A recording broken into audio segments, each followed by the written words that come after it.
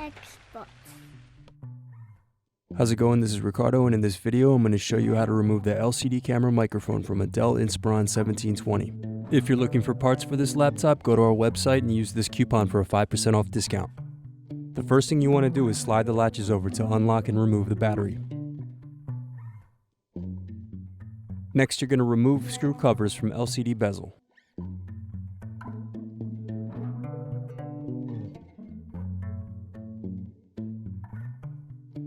Now remove screws from LCD bezel.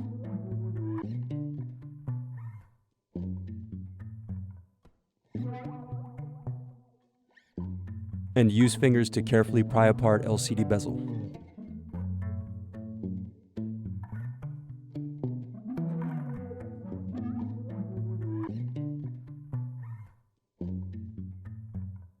The next thing you want to do is unscrew and unplug LCD camera microphone.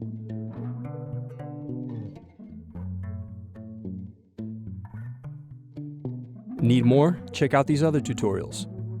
For LCD screens, click here. For motherboards, click here. For heatsinks, click here.